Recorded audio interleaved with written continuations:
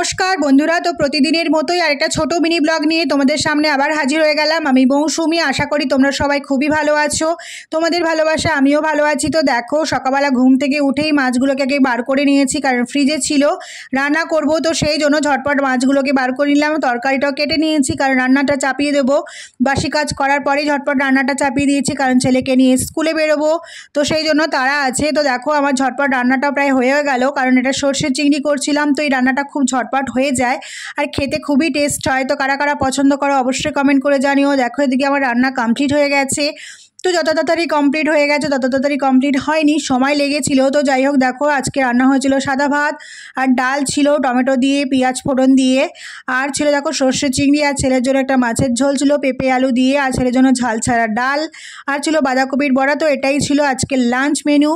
তো তারপর দেখো একটুখানি টিফিন করে নেবো। তো প্রতিদিনের মতো এটাই হয় আমার টিফিন, খেতে খারাপ লাগে না, ভালোই লাগে। তো দেখো, ছেলেকে একটুখানি খাইয়ে নিলাম, খাওয়ার পরে বেরিয়ে গেছি স্কুলের উদ্দেশ্যে।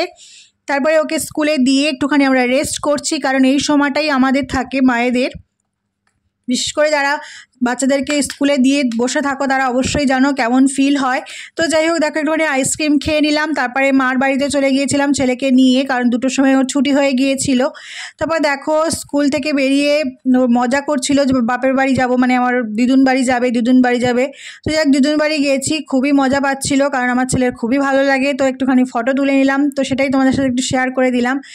তো দেখো, প্রতিদিনের মতোই লাঞ্চ থালি তোমাদের সামনে আবার পরিবেশন করে দিচ্ছি, কারণ ওখানে গিয়েও লাঞ্চ থালিটাকে পরিবেশন করে দিলাম, কারণ এটা আমার খুব ভালো লাগে, তো সেই জন্য।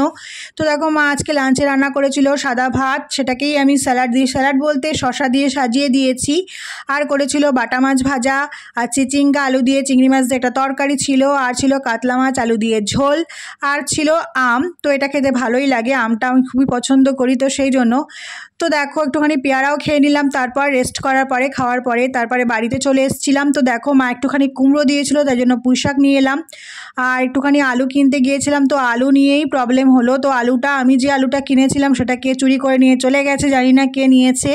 তো যাই হোক, আমি আবার আলু নিলাম, আর পেঁয়াজ আদা রসুন নিয়েই চলে এলাম, আর মাছও একটুখানি নিয়েছিলাম। তো তোমরা যারা বাজার করো খুবই সাবধানে বাজার করো, কারণ কার মনে কী আছে কেউ বলতে পারে না, খুবই সাবধান সতর্ক হয়ে বাজার করবে। তো যাই হোক, ব্লগটা এই পর্যন্ত থাকলো, কেমন লাগলো অবশ্যই কমেন্ট করে জানিও। তবে এটুকুই থাক, সবাই খুব ভালো থেকো, সুস্থ থেকো, শুভরাত্রি।